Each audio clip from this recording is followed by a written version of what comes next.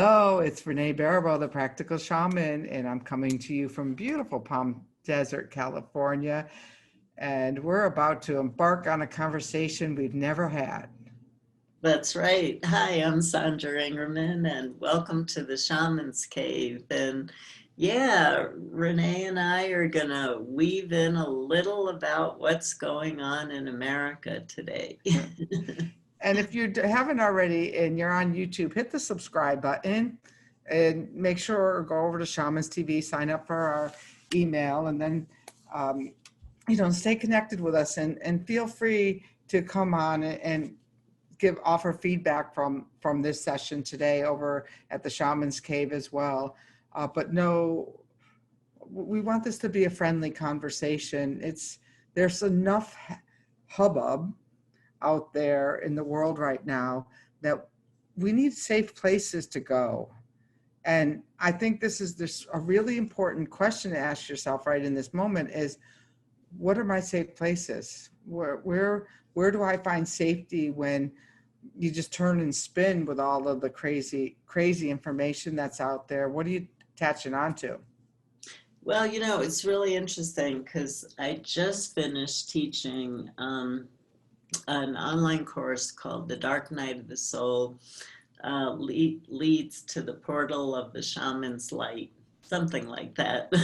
It was a beautiful title. And the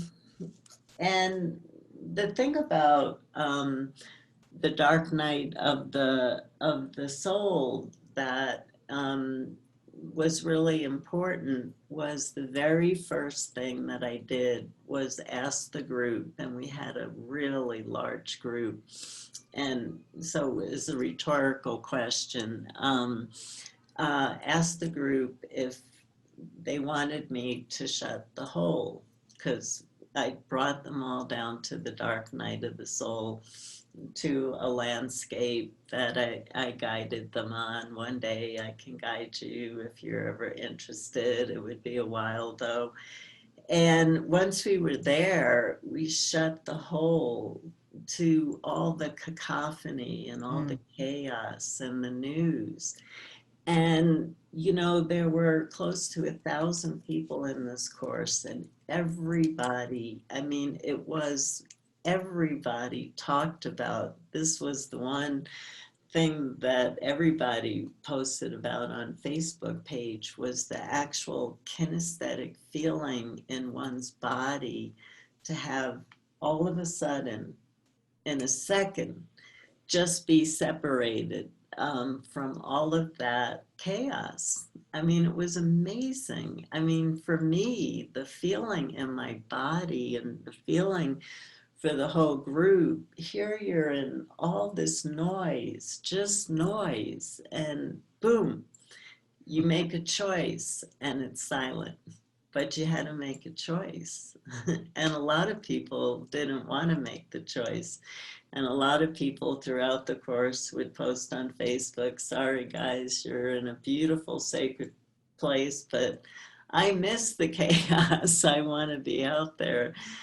That's just because we're all so different, and some of us are really looking for peace and sanity.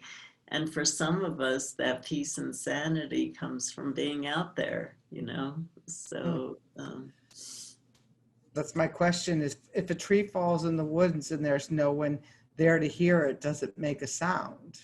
And I know the night of the first debate, I took a walk. I took a wind walk, and it was like, was the debate still going on? And, I heard plenty afterwards, like I didn't miss a thing, and it was just as insane. But I had a really nice, peaceful wind walk that night. And for me, what's going on isn't decided in a debate, because I'm always like Sandra and I were talking about something before about a product, and I'm not going to name the product, but I'm unhappy with the product as a healer's tool because I'm very unhappy with the standards of the company for customer service. And that's how I live my life. It's like, am I in integrity to,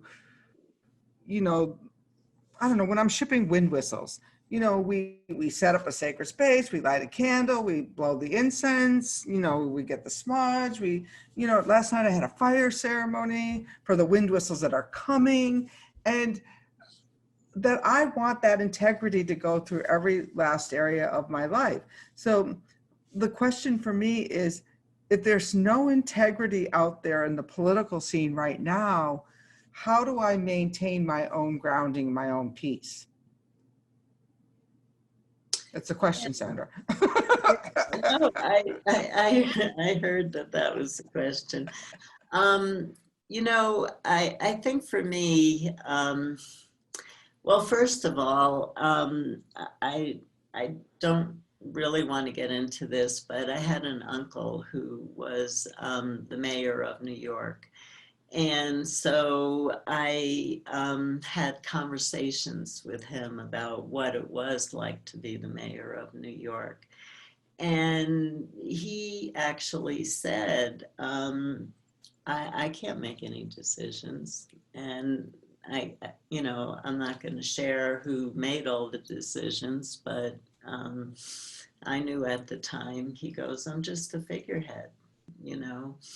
And so what happens is as as um, as the public, we get so caught up in the information. What are you going to do for me? How are you going to make things better for me? How are you going to change my life?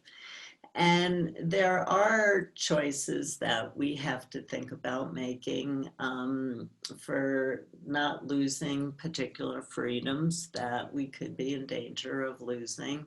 So we have to be intelligent in this particular election.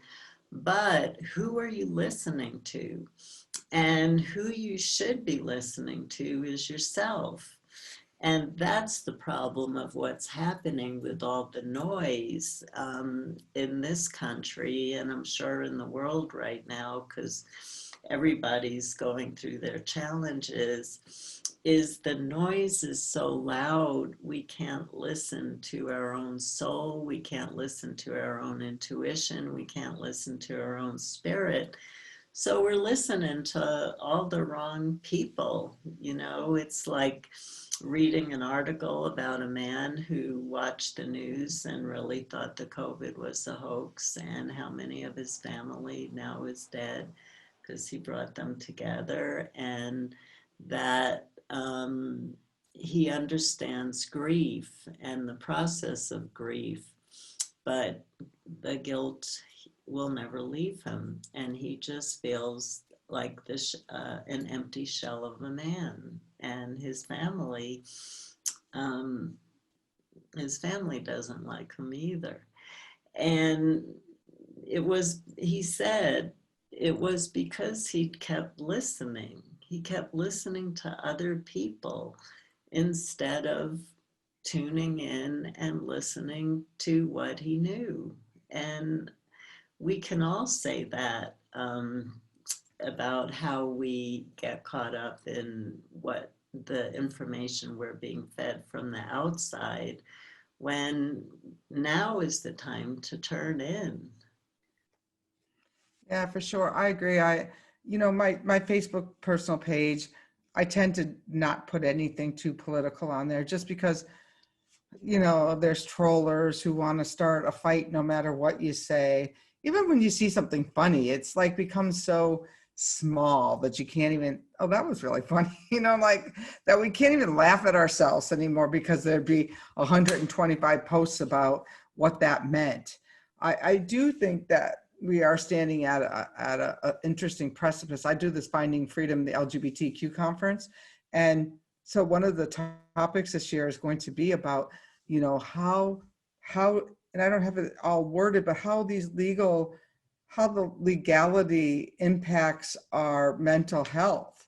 Like, how do these decisions that other people are holding out over our heads, like it's okay to be married, it's okay to have gender identity, no, it's not okay, how they can really impact our day-to-day living. And then in my inside, I say, well, but everybody has a gay person in their family now. Like, what are they going to do? Like, okay, the law says this, so you can't come home for dinner. I mean, I thought we've moved through, hiding at the dinner table. And it's kind of, it's like cyclical. And I think you said it on one of our last shows about how we've been talking about this shit for 60 years or, or more. And here we are. Yeah. Yeah, I was talking with my husband the other day because we were watching a TV show, and the TV show, which is old, because we're watching older things right now, was exactly that. I mean, exactly the same words, exactly the same,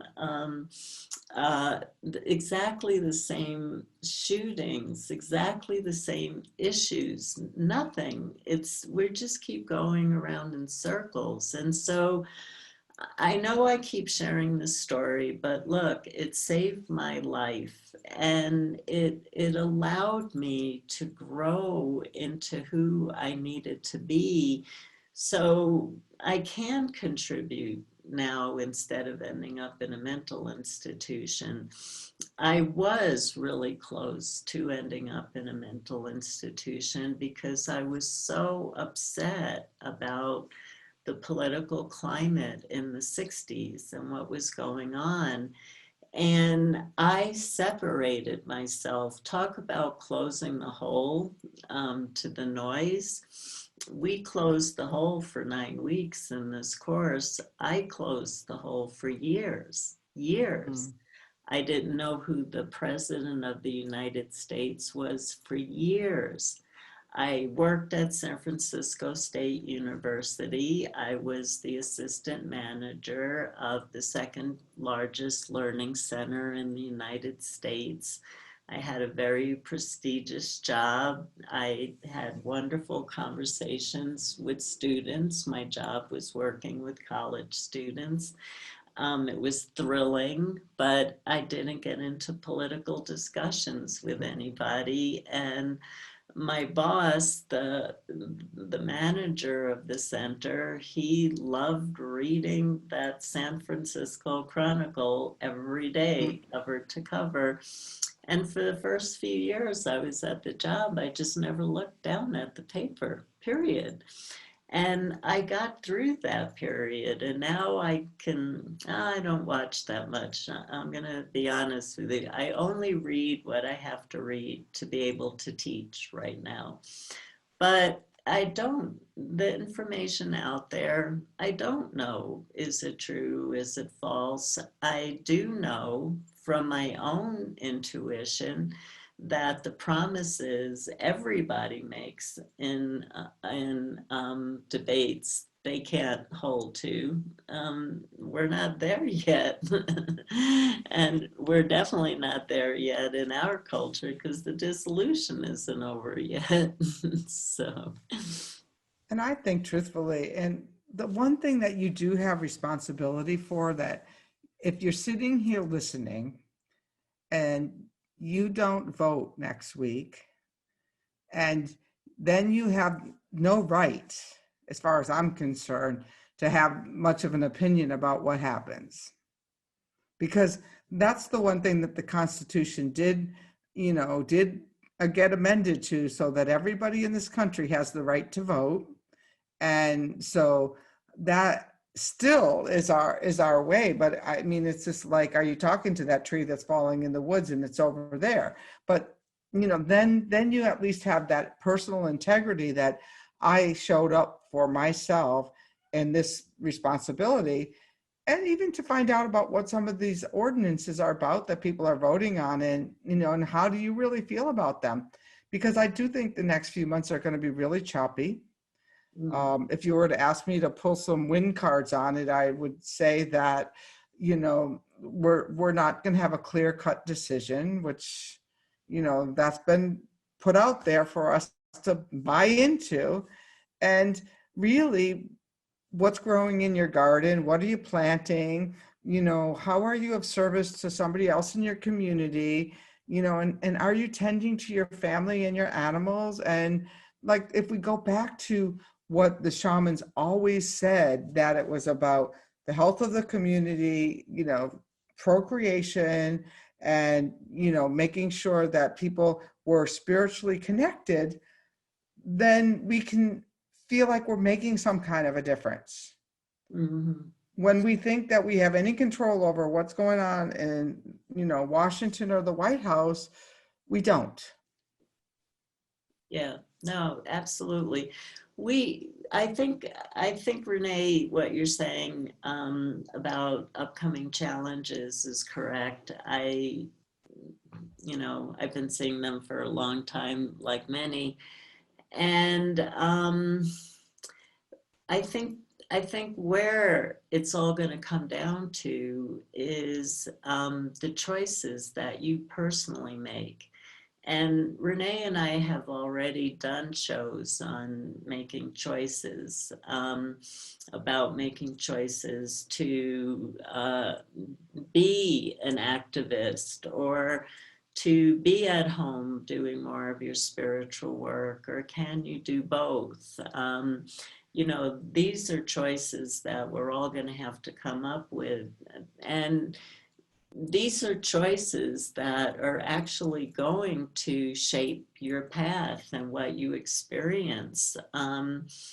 In my experience so far, because of how present I am on Facebook, the people who are making choices to do their gardens and to take care of their families and their communities, and to take up hobbies and start getting into making some of their own clothes and living what we would call the simple life, they're not having a hard time right now with what's going on. They're not. Um, and I shared this on another show. I have lost contact with him, but I have a friend here who is an incredible elder in one of our pueblos, the Santa Clara Pueblo, Jose Lucero. And we did an amazing ceremony for the Rio Grande, because nobody understands how much radioactive material is being put into the Rio Grande. That's another thing. That would be another show to talk about. But anyway, when the COVID came in, Jose kept calling me up and he kept leaving me messages, and he kept saying, Sandra, you have to get out there and you have to start talking about the simple life. You have to start talking about the simple life.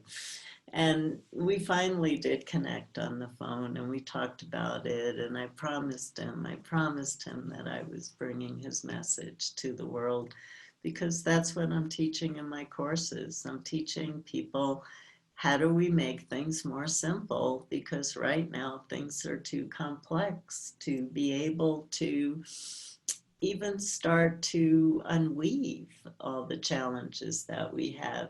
You can't even see into them. They're so complex. So let's start with seeing into ourselves. I don't know if we've done a show on the simple life, but we should do that coming up.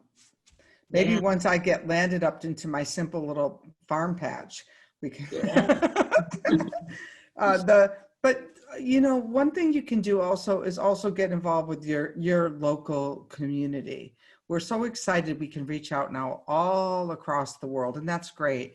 I this year, ever since 2011, I've done the I Am Symposium over the holidays, and I was told by the wind can give pretty stern messages, that this year it needed to be about the fire tenders, the actual people who were going to light their candles and light their desk lamp and hold this light, because that the one thing that we can really show up and do is to hold our light. And that means removing anything that's dimming your bulbs. And if that means you're listening to too much news and your bulbs are dimmed, turn off the TV. If it means you want to go fight with your neighbors, stay inside. Or this is what I told somebody to do the other day. I said a long time ago in Al-Anon, I learned when you wanted to say something, and you just couldn't keep your mouth shut, carry a sock in your purse. And then when you were going to talk, reach into that sock. You don't really have to take it out and stick it in your mouth, but sometimes, just sometimes, it's better to take the sock out and stick it in your mouth so what's going to come out next doesn't. Good one. Yeah, that's a good one. And sometimes that's the best we can do. It's like, I ask myself, like, what's that one? Is this useful? Is it going to be nice? Is it going to be helpful? Most of the time, the answer is no. So take the sock out, put it in your mouth, and get out there next week and vote. Yeah, absolutely. Absolutely. And as Renee's talking about the I am a solstice and holding the light, which is in my world, how I've gotten through some of my big crises was only calling people who weren't going to give me any advice, but who were just going to light a candle for me. And that's how I got through some of my really big crises. But I don't know if people know, I write a monthly column, the Transmutation News. I've been writing it once a month since 2000, so I haven't missed a month in 20 years. And on the solstice, I'm adding a new offering where I'll be either leading a journey or a ceremony, and there'll be a link in the Transmutation News for a monthly ceremony that you can get involved with our group. And then we're starting a Facebook page, and the test of this Facebook page is what happens when a group of people, and I know there are other Facebook pages like this, what happens when a group of people come together and only share positive energy, only share gratitude and about the beauty of nature and about the gratitude, about the lessons coming in the depths of some of your suffering, but that there's actually lessons. What happens when the collective gets flooded with positive energy instead of so much of the divisive energy? So we're moving more in that direction. And if you're interested in getting involved and having access to the journey and the ceremony, you need to sign up on my email list on sandraingerman.com, because there'll be an email going out to everybody, and there's a trick question for how to get into the Facebook page.